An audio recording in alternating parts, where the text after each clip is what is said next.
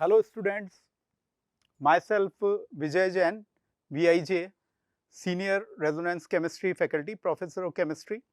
तो मैं आप सबका बहुत बहुत स्वागत करता हूँ इस IIT JEE एडवांस 4 जून 2023 एक्चुअल पेपर 1 केमिस्ट्री के फिजिकल इनऑर्गेनिक पार्ट के डिस्कशन में।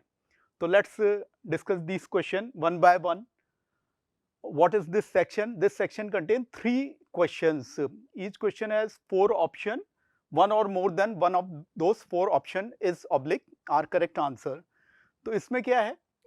The correct statement related to processes involved in the extraction of metals is oblique are a roasting of malachite produces cuprite. तो metallurgy का ये question, तो malachite क्या होता है? CuCO3.CuOH होल ट्वाइस, वो हीट करने पे क्या देगा, जो है वो अपने को जैसे CuO प्लस H2O प्लस जो है CO2, एक तरह से कैल्सिनेशन प्रोसेस है। और क्यूप्राइट तो वैसे भी Cu2O है तो CuO बन रहा है, तो ये गलत हो गया। Now B option, calcination of calamine. Calamine क्या है? जिंक का कार्बोनेट हो रहा है, ZnCO3 प्रोड्यूसेस जिंकाइट, तो ZnO plus CO2, thermal decomposition non-redox reaction. C है copper pyrite is heated with silica in a reverberatory furnace to remove iron.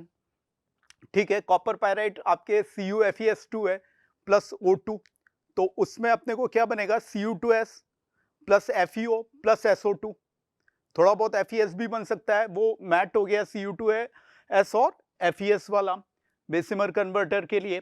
तो यहाँ आयरन काफी कुछ अलग भी होगा, है ना? FeO plus SiO2 acid base reaction होके FeSiO3 हो जाएगा, तो ये सही है। डी ऑप्शन में क्या दे रखा है? Impure silver is treated with aqueous KCN in the presence of oxygen followed by reduction with zinc metal. तो सिल्वर की मेटलर्जी में अपन जानते हैं Ag plus O2 plus H2O plus KCN, तो KAgCN होल ट्वाइस बन जाएगा, KOH बन जाएगा, और वो KAgCN होल ट्वाइस और जिंक से क्या करेगा? फिर जिंक का कॉम्प्लेक्स बन जाएगा K2 square bracket ZnCN whole 4 Ag precipitate हो जाएगा। तो ये वाली बाद वाली रिएक्शन तो अपनी कैसे हो गई? रेडॉक्स हो गई, उससे पहले वाली भी रेडॉक्स हो गई, तो ये सही है। इसका डिटेल्ड आंसर भी हमने यहाँ विद रिएक्शन आपको दिया है। तो मेटलर्जी का अच्छा क्वेश्चन है, बहुत सारे मेटलर्जिकल प्रोसेस को इसमें कवर किया गया है और इस तरह से इसको अप्रोच करना था। Now coming to the next section, इसमें 4 ऑप्शन है, only one of these 4 option आपको करेक्ट है। तो let's see what the question is saying. In the scheme given below x and y respectively are. Okay, तो metal halide aqueous NaOH white precipitate plus filtrate P है। अब P का hint यहां से लग रहा है, P aqueous H2SO4 PbO2 heat, तो हम जानते हैं कि रेडॉक्स रिएक्शन हो सकती है, इसके साथ ये +4 अच्छा ऑक्सीडाइजिंग एजेंट है। और MnOH होल ट्वाइस में जैसा अपन ये रिएक्शन देखते हैं, तो ये उसको +2 से +7 तक यहां ले जाएगा, तो HMnO4 हो सकता है।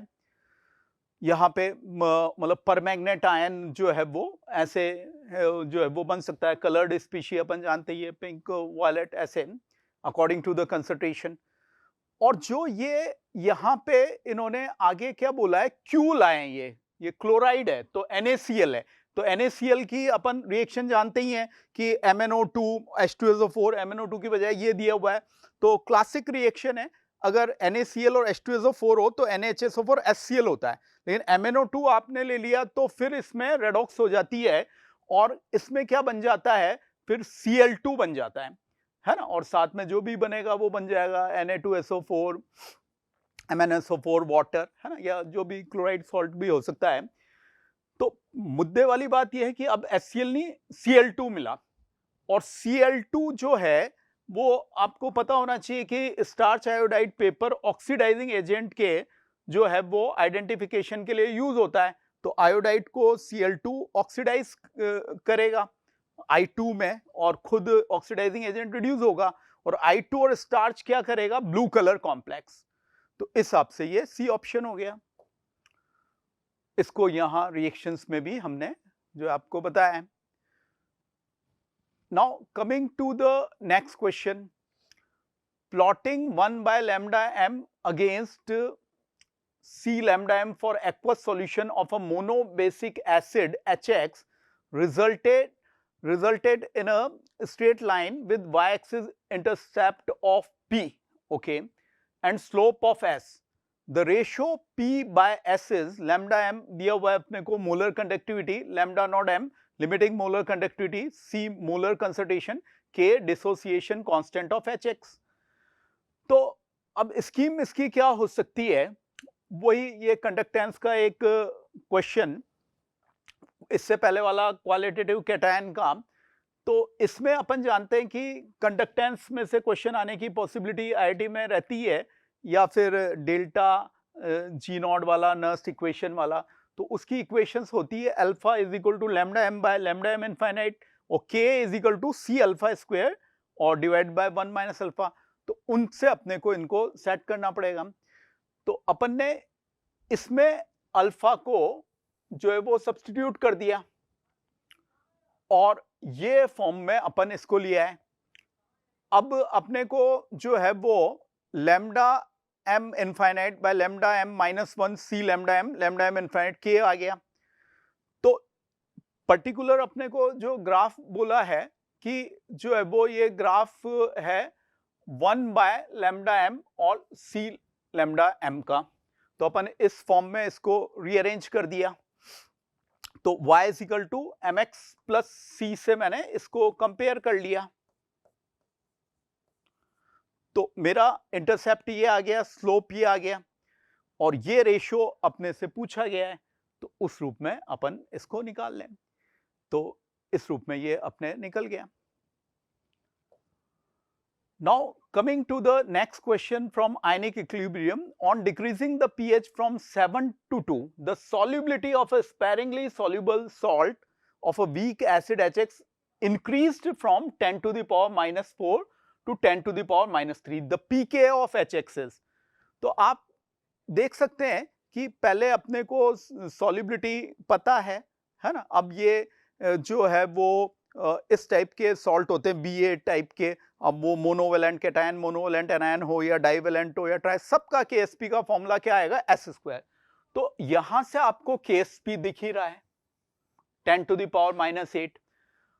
अब क्या किया गया है, जो है वो pH, ये तो पानी में था, न्यूट्रल सॉल्यूशन था, अब कुछ एसिड इसमें मिलाया गया है।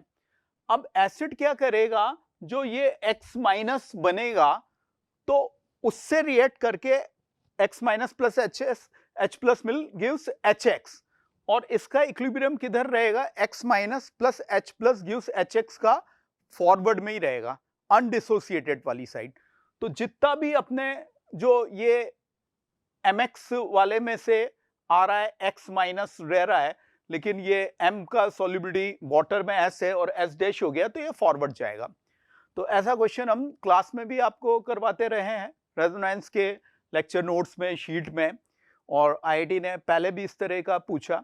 तो अपन ने ये KSP निकाल लिया, और इसके बाद जो है वो यहाँ माना कि जितना भी आ रहा है ये घुल के HX में ही जा रहा है, क्योंकि इक्विलिब्रियम इसका किधर रह रहा है, लेफ्ट टू राइट। अब pH 2 के हिसाब से अपन ने कर लिया। तो यहाँ इक्विलिब्रियम कांस्टेंट क्या होता है, कांस्टेंट टेम्परेचर पे कांस्टेंट रहता है। तो ठीक है, ये वैल्यू आ गई, और नई सॉल्युबिलिटी अपने को S डैश ये दे रखी है। तो यहां से X माइनस निकाल देंगे, उस X माइनस को इसके K वाले इक्विलिब्रियम में अपन प्लग इन कर देंगे। तो वो 10 टू द पावर माइनस 5 है, वो रख दिया।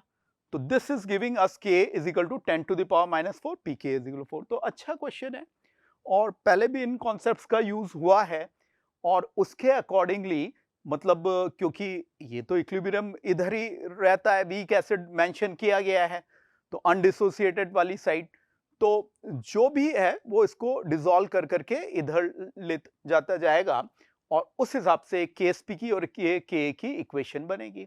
और X माइनस पे तो सॉल्युबिलिटी पे अपन ट्रस्ट कर नहीं सकते, वो तो यहां भी आ रहा है और यहां भी आ रहा है।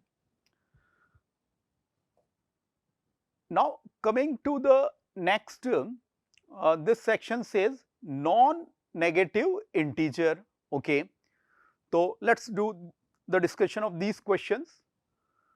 The stoichiometric reaction of 516 gram of dimethyl dichlorosilane with water results in a tetrameric cyclic product X in 75% yield. The weight in gram of X obtained is. तो बहुत शानदार क्वेश्चन बोरोन फैमिली में से. जनरली आपको इस तरह का दिया हुआ है तो हम एक्सपेक्ट करते हैं लीनियर जो है वो पॉलीमर. Cl3 होता है तो अपन कह सकते हैं क्रॉस लिंक, और R3SiCl में डाइमेरिक. लेकिन IIT-JEE ने आपसे क्या चाहा है कि आपको उन्होंने दे दिया कि इसका टेट्रामेरिक साइक्लिक प्रोडक्ट बना लो. तो ठीक है, उसमें आपको पॉलीमराइजेशन करना चाहिए. SiO Si ऐसे Si पे 2 मिथाइल और रिंग टाइप बना लेना चाहिए. फिर इसमें हम क्या कर सकते हैं, सिलिकॉन पे POAC अप्लाई कर देंगे और यील्ड फैक्टर देख लेंगे. तो this will give us the required answer. जैसे यहां हमने आपके लिए सॉल्व किया है, ये बन गया. अब मैंने क्या किया, जो है वो यहां पे Si पे POAC लगा दिया. तो इसके जो मोल्स हैं इसमें एटोमिसिटी 1 है, और अपन टेट्रामर में देखें तो इसमें 1 2 3 4 Si है. तो यहां ये हो गया. तो मैंने मोल्स ऑफ टेट्रामर यहां निकाल दिए, और क्योंकि ये जैसे मैंने निकाले हैं ये 4 आ रहे हैं तो ये 1 आ गया, और इससे इसके 296 ग्राम आ गए. अब यहां पे एक कॉन्सेप्ट और लगा यील्ड वाला, तो फाइनली 222 इसमें अपने को आंसर ऑब्टेन हो जाएगा. Now coming to the next, real gas का ये question. A gas has a compressibility factor of 0.5 and a molar volume of 0.4 decimeter cube mole inverse at a temperature of 800 Kelvin and pressure x atm. If it shows ideal gas behavior at the same temperature and pressure, the molar volume will be y decimeter cube mole inverse. The value of x and y's. तो यहां से आपको क्या करना है, जो है वो Z is equal to PVM by RT करके जो है सब डेटा दिए हुए हैं तो x निकालना है, जो है वो Z के फॉर्मूले से, और फिर इसी x को आइडियल बिहेवियर मानना है इन कंडीशन में टेम्परेचर प्रेशर की. तो उससे मोलर वॉल्यूम यहां पे निकाल लेना है नया, और x बाय y कर लेना है. तो 2 बार कॉन्सेप्ट लगा, एक बार रियल गैस मानते हुए, उन्हीं कंडीशन में आइडियल गैस मानते हुए जो जो पैरामीटर्स मेजर हो सकते हैं इक्वेशन मैथमेटिकली वो अपन इसमें कर लेंगे. तो जैसे कि यहां से अपन ने ये प्रेशर निकाला और इस तरह से ये आ गया अपने. अब इस प्रेशर की वैल्यू को यहां आइडियल में भी भर दिया तो y आ गया. x बाय y r की वैल्यू IIT-JEE कांस्टेंट बिल्कुल अच्छे से क्वेश्चंस में देती है, तो वही कांस्टेंट लेना रहता है. तो लीटर एटीएम सिस्टम लगा रहे हैं और ये कर रहे हैं, तो 100 इसका आंसर आ रहा है. Now coming to the next question. ये क्वेश्चन क्या है, the plot of log kf versus 1/t for a reversible reaction A gaseous gives P gaseous is shown. log kf है, 1/t केल्विन इनवर्स है. तो यहां अगर मैं 1/t देखता हूं तो मेरे को टेम्परेचर भी पता चल रहा है, और यहाँ kf भी मेरे को पता चल रहा है 10 to the power 9. तो ये रीडिंग मेरे को इस ग्राफ से एक्सट्रैक्ट करनी चाहिए, ग्राफ को रीड करना चाहिए. IIT-JEE एडवांस जैसे हम स्टूडेंट्स को कहते भी हैं, ग्राफिकल क्वेश्चन बहुत आते ही हैं, और वो इस बार की IIT में भी हुआ है ना. तो पॉइंट ये है कि इससे अपन ने ये नॉलेज क्वेश्चन दे रहा है, ग्राफ रीड कर रहे हैं. अच्छा, आगे कह रहे हैं pre exponential factor for the forward and backward reactions are this. Okay, forward के लिए भी दे रहे हैं और बैकवर्ड के लिए भी दे रहे हैं, a forward a backward. If the value of log k for the reaction at this, again यहां से भी कुछ नॉलेज निकल रही है. ये k इक्विलिब्रियम आ गया, और ये मेरा k forward bye k backward हो जाएगा. अब टेम्परेचर अगर आप यहां देखें और उसके हिसाब से अपन चले तो 500 पे अपने को KF पता है, तो 500 पे इससे KB भी पता चलेगा, है ना, क्योंकि बहुत फेमस केमिकल इक्विलिब्रियम का फॉर्मूला होता है K equilibrium is equal K forward bye K backward. अब इन्होंने टेम्परेचर चेंज कर दिया कि log KB आप 250 केल्विन पे निकालिए। ओके, तो अपन थोड़ा सा एक्टिवेशन एनर्जी वाला फैक्टर लाके और उसके लिए सॉल्व करेंगे, है ना, मैथमेटिकल इक्वेशंस लगाएंगे। तो जैसा मैंने टेम्परेचर बोला और इस टेम्परेचर के अकॉर्डिंग K फॉरवर्ड दिया था, तो K बैकवर्ड आ गया मेरा इस पे, A बैकवर्ड भी दिया हुआ है, तो मैंने ये इक्वेशन आरएनएस वाली famous equation K is equal to A e की power minus A by RT लगा ली। उससे क्या होगा, उससे हमें इसमें, क्योंकि ये दिया हुआ है, ये हमें पता है, तो इस फैक्टर की जो 250 पे भी काम आ जाएगा उसकी वैल्यू आ जाएगी। तो इस तरह से अपन ने इस फैक्टर को यहां पे निकाल लिया। अब इसी को 250 पे भी अपन ने यूज कर लिया, तो यहां से इसकी वैल्यू यहां प्लग इन कर दी, ये वैल्यू, और सॉल्व कर लिया। तो इस हिसाब से अपना यहां पे जो है वो log KB का मॉड कितना आ गया, 5 आ गया। तो बहुत ही अच्छे क्वेश्चंस हैं, काफी छोटे छोटे कॉन्सेप्ट्स लग रहे हैं, और ग्राफ रीड करना भी आना चाहिए, और जैसे कि ग्राफिकल क्वेश्चन बहुत आते हैं तो उनका आपको अच्छा प्रैक्टिस करवाया गया था। तो होपफुली आप सबने इनमें से मैक्सिमम सही किए होंगे, सारे सही किए होंगे। Now coming to the next question, thermodynamics का ये question, 1 mole of an ideal monoatomic gas undergoes 2 reversible process, curve sketching, straight line और कंटिन्यूअस कर्व। रिवर्सिबल के लिए होता है A to B, तो दिख रहा है ये, एंड B to C, ये पैरेलल टू क्या हो रहा है, ये एक्स एक्सिस, तो ये आइसो दिख रहा है, थर्मल हो गया। और जैसे कि यहां भी T2 में इन्होंने सेम रखा है IDJE ने, तो A to B is an adiabatic process, okay, if the total heat absorbed in the entire process A to B and B to C is, अब वो A to B ये adiabatic बोल रहे हैं, तो Q 0 हो गया, तो सारा फोकस B to C पे करना है। RT2ln 10, ये एक कोई वैल्यू दे रखी है हीट की, और हम अपने हिसाब से भी निकालेंगे। The value of 2 log B3 is, तो क्या स्ट्रेटजी हो सकती है, आप एडियाबेटिक से, क्योंकि आपको कुछ वॉल्यूम रीडिंग दी हुई है 660, तो फॉर्मूला होता है एडियाबेटिक रिवर्सिबल के लिए, concept TB gamma -1 is equal to constant. तो उससे अपने को, क्योंकि यहां मतलब जो है वॉल्यूम भी पता है और टेम्परेचर भी पता है, तो V2 निकाल लेंगे, और जैसे ही अपना V2 आएगा, तो वैसे ही अपन जानते हैं कि आइसोथर्मल पे तो delta E is equal to Q plus W, first law of thermodynamics, delta E 0, तो Q मेरा क्या हो गया, -W। तो अगर मैं इसमें जो है फिर फॉर्मूला लगा दूंगा, जो W रिवर्सिबल आइसोथर्मल का क्या होता है, -2.303, है ना, और जो वैल्यू है RT log V final by V initial वो लगा दूंगा। अब उसमें जिस भी टर्म्स में चाहिए होगा उसमें मैं इसको सेट करूंगा मैथमेटिकली। तो पहले तो वही काम करना है, V2 अपन ने ये रिवर्सिबल पे ही लगती है, गामा वो अपने को पता है ना, तो यहां से ये आ गया V2, अब ये तो 0 ही हो गई। अब इसमें वो फर्स्ट लॉ ऑफ थर्मोडायनेमिक्स लग के, और ये मेरा किसके हो गया, बराबर QBC, delta E is equal to Q plus W, तो -W के हो गया, है ना। तो ये इस तरह से ये सेट हो गया। तो ये वैल्यू अपन ने वहां पॉइंट्स देख के भी कर ली, है ना, ये वैल्यू जो हो गई V3 बाई V2, और अपने को ये यहां क्वेश्चन में भी आप देखिए कि इन्होंने दी हुई थी।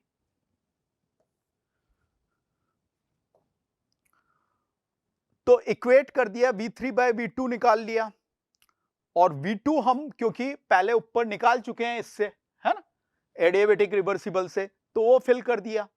तो ऐसे करके फिर इसको अपन ने सॉल्व कर लिया। तो this is giving us the 7 answer. तो बढ़िया क्वेश्चन है, लेकिन थर्मोडायनेमिक्स से आईडीजेई एडवांस ने बहुत सारे ग्राफ वाले क्वेश्चन पूछ रखे हैं, पूछते ही जाते हैं। बढ़िया है, स्टूडेंट को उसी हिसाब से जो है वो इसको मतलब कैच करना था, इंफॉर्मेशन नॉलेज जो भी क्वेश्चन की रीड करनी थी और इन इक्वेशंस पे लगानी थी। तो टफ साइड का ही क्वेश्चन बोला जाएगा और होपफुली आपने सही किया होगा। अगेन ग्राफ क्वेश्चन आ गया जो कि एक एक्सपेक्टेड होते ही है आईडीजेई एडवांस के पेपर में, वो आपसे एक्सपेक्ट करते ही हैं कि ग्राफ आप पढ़ोगे, तो क्वेश्चन है उसमें से कुछ नॉलेज लोगे ग्राफ में।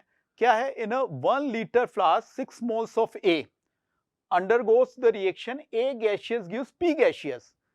The progress of product formation at 2 temperature in Kelvin T1 and T2 is shown in the figure. अच्छी बात है, ये वैल्यू मेरे को पता है कि इक्विलिब्रियम पे क्या हो रही है, क्योंकि पैरेलल टू एक्स एक्सिस यानी y कांस्टेंट यानी इक्विलिब्रियम आ चुका है, T1 का भी T2 का भी। इनिशियली आप देखो 6 मोल और 1 लीटर है, तो इनिशियल कंसंट्रेशन भी आपको याद है कि 6 मोलर है और ये 0 है। अब ये अगर 4 बन गया तो ये कितना बचा, 1:1 स्टोइकियोमेट्रिक कोएफिशिएंट है, तो ये 2 बचा। ऐसे ही इसमें कर लेंगे T2 में। तो इससे हमें के इक्विलिब्रियम 1 भी याद है, के इक्विलिब्रियम 2 भी याद है। डेल्टा जी नॉट का फॉर्मूला क्या होता है, -RT ln के इक्विलिब्रियम, उसमें फीड करेंगे और कर देंगे। तो ऐसे क्वेश्चन आईडीजेई एडवांस पहले भी पूछ चुकी है। ग्राफ से इक्विलिब्रियम कांस्टेंट रीड करना, फिर डेल्टा जी नॉट में उसे प्लग इन करना जो है, और फिर जो भी फॉर्म चाहिए उस फॉर्म में मैथमेटिकली सेट कर देना। तो यही सब हमने आपके लिए किया है। प्रोडक्ट, तो ये रिएक्टेंट इतना रह गया और ये इतना ही है, तो ये उतना ज़्यादा है, 1:1 का है, फिर इसको सेट कर दिया। यहाँ T1 मेरे को क्या दिया हुआ है क्वेश्चन में, 2T2, तो उसको सॉल्व किया। This is giving us 8 as the answer. तो बढ़िया क्वेश्चन है, लेकिन जो अर्लियर क्वेश्चन है उसके कंपेरेटिवली थोड़ा ये कम कैलकुलेटिव है, इजी है, लेकिन फिर भी बहुत शानदार क्वेश्चन है रिलेटिवली, मैंने बोला।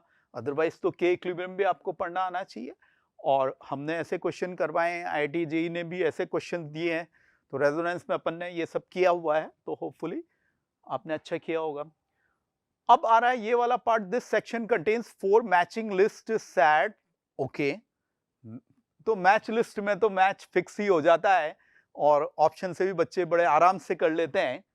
तो let's C.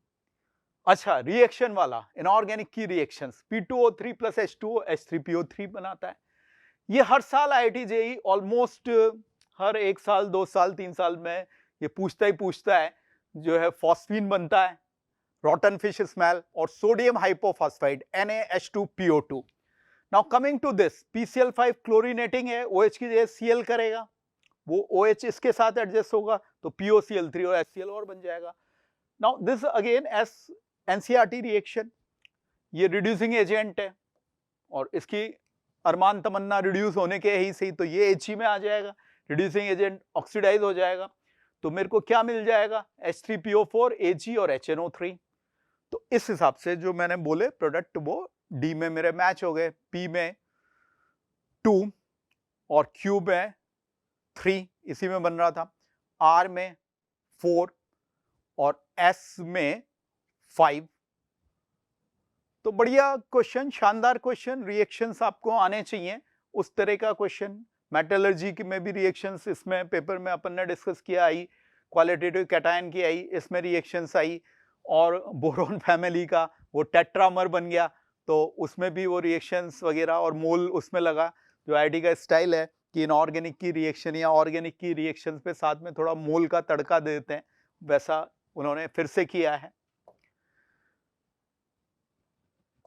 Now coming to the next, what this question says, match the electron configuration in list first with appropriate metal complex ion in list second and choose the correct option. Atomic number Fe, Mn, Co, ये WFL वाले दे रखे हैं, यहाँ पे कोबाल्ट+3 तो आप जानते हैं क्रिस्टल फील्ड स्टेबलाइजेशन एनर्जी इसकी बहुत होती है, अराउंड कितना होता है -2.4 डेल्टा ओ प्लस 2p।